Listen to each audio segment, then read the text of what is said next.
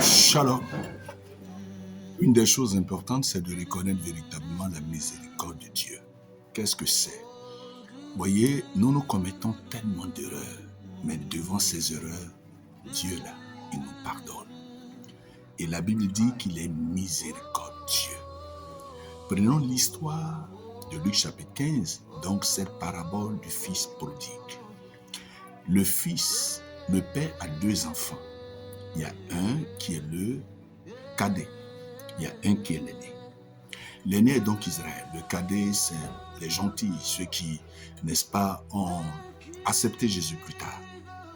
Alors, à partir de ce moment, le cadet dit à son père du vivant de son père, je veux ma part d'héritage. Le père dit, pas de problème, tiens. Mais pour ne même pas que le père contrôle encore ce que le fils a désormais, qu'il appartient, il va s'éloigner et aller vivre mal dans un désordre immense.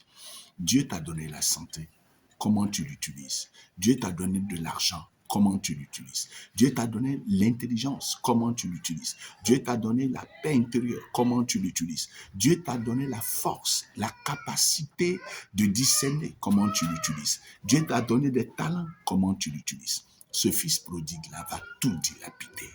Et pendant qu'il finit, il retourne. Alors qu'est-ce qu'il va faire?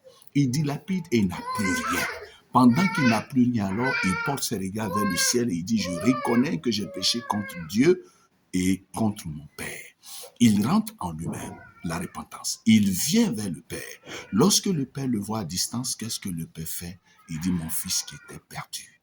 Quelle miséricorde! Logiquement, un fils pareil, il est rejeté, il est sanctionné, il est renié. Alors, ce Père-là prend la peine de dire, c'est vrai qu'il a fauté, c'est vrai qu'il a manifesté beaucoup d'erreurs, mais c'est mon fils. Ce fils prodigue-là, aujourd'hui, c'est toi. Peut-être que tu penses que Dieu t'a abandonné. Non, sa miséricorde est inépuisable. Peut-être que tu penses que alors tu n'entends plus sa voix. Peut-être que tu es devant une situation, tu cries à Dieu et tu penses qu'il est loin de toi. Non. Malgré tes erreurs, malgré les péchés, malgré les fautes, il dit, il vient. Il ouvre grandement les bras et il reçoit ce fils prodigue-là qui vient jusqu'à lui. Et à partir de ce moment, regarde, il tue le veau gras, ils en mangent, il y a la joie dans la maison. Le Seigneur, son désir, c'est de te voir heureux, c'est de te voir dans la joie.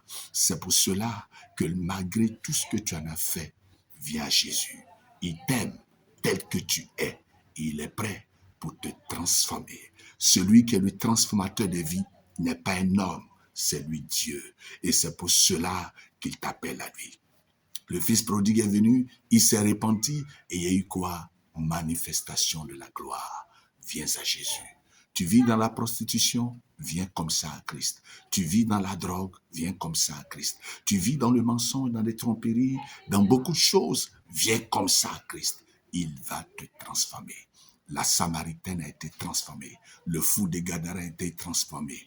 Le Zachée a été transformé. C'est ton tour. Que la paix de Dieu soit avec toi. Il faut nous joindre. Nous aurons le temps de changer. 01 03 94 00 69. Shalom chez toi. Amen.